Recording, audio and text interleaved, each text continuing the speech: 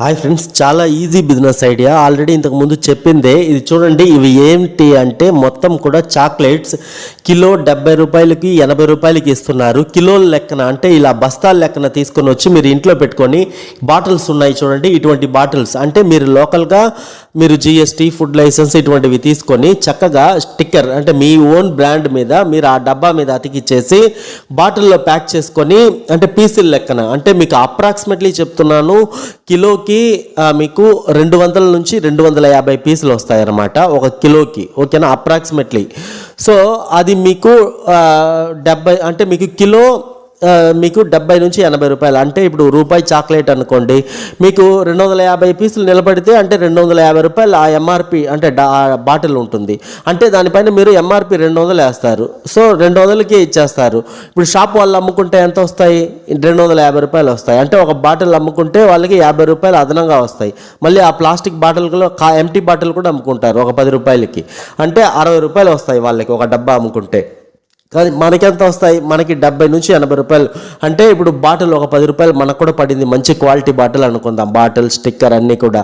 So అవి వేసుకుంటే మనకి 90 రూపాయలు అనుకుందాం. మనం ఎంతకి ఇస్తున్నాము? వాళ్ళకి 200కి ఇవ్వచ్చు, 150కి ఇవ్వచ్చు, 170కి ఇవ్వచ్చు.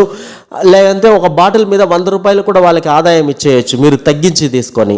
ఎలా లెక్కేసుకున్నా తక్కువలో తక్కువ మీరు ఈ విధంగా తెచ్చి బాటిల్లో ప్యాక్ చేసి ఇచ్చినప్పుడు మీ దగ్గర నుంచి తీసుకొని వెళ్ళి షాప్కి వేసుకునే వాళ్ళు ఉంటారు, వాళ్ళకు కూడా ప్రాఫిట్ మనం షేర్ చేయాలి కదా.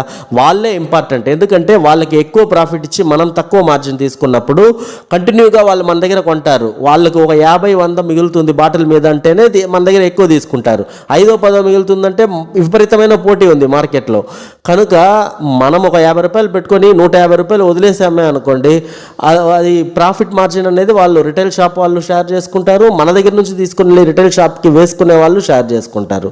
సో మీరు 50 రూపాయలు పోని 30 రూపాయలు పెట్టుకున్నా కూడా రోజుకి 100 బాటిల్స్ మన దగ్గర నుంచి తీసుకుని వేసుకునే వాళ్ళు, వాళ్ళకి సప్లై ఇచ్చినా కూడా చాలు. 3000 రూపాయలు, 30 రూపాయలు వేసుకున్నా నెలకి 90,000. చిన్న బిజినెస్ ఇంట్లోనే పెట్టుకొని స్టార్ట్ చేయొచ్చు. నెక్స్ట్ ఇటువంటి చాక్లెట్స్ మీరు మ్యానుఫ్యాక్చరర్స్ అని గూగుల్ చేసినా కూడా వాళ్ళ అడ్రస్లు వస్తున్నాయి. చాలామంది నన్ను అడిగేది అదే, ఎవరి దగ్గర కొనమంటారని. నేను బిజినెస్ కాన్సెప్ట్ చెప్తున్నా, ఒక్కరి దగ్గరే ఎందుకు రికమెండ్ చేయాలి అనేది. ఎందుకంటే మీరు గూగుల్ చేస్తే చాలామంది ఉన్నారు మ్యానుఫ్యాక్చరర్స్. 10 మందిని సంప్రదించండి, ఎవరు తక్కువ రేటుకి ఇస్తున్నారు మనకి, ఎక్కడ మీకు దగ్గరలో ఎక్కడ అందుబాటులో ఉంది వాళ్ళ దగ్గర నుంచి తీసుకోండి అంటున్నా. మీకు హైదరాబాద్ ఓకే అంటే డైరెక్ట్గా హైదరాబాద్ మ్యానుఫ్యాక్చరింగ్ యూనిట్స్ ఎక్కడ ఉన్నాయి ఒకసారి గూగుల్ చేస్తే A to Z డీటెయిల్స్ దీంట్లో వచ్చేస్తున్నాయి. ఇంకా ఏముంది చెప్పండి.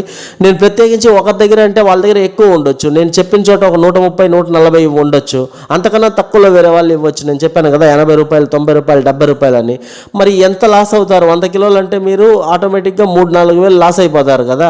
కనుక నేను కాన్సెప్ట్ చెప్తున్నాను, ఇవన్నీ రిసెర్చ్ చేసే చెప్తున్నాను అనమాట.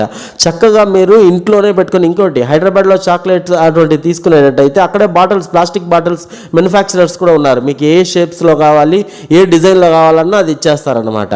మంచి బిజినెస్. ఫుడ్ లైసెన్స్, జిఎస్టీ తీసుకోండి. FSSAI, GST అనేది ఇంపార్టెంట్. ఓకేనా, ట్రై చేయండి.